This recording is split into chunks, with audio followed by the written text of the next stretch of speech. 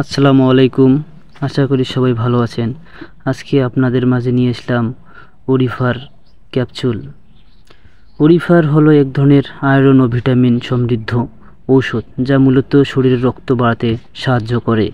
এর প্রধান কাজগুলো হলো রক্ত স্বল্পতা দূর করা, শরীরে আয়রনের ঘাটতি পূরণ করে রক্ত তৈরি করে।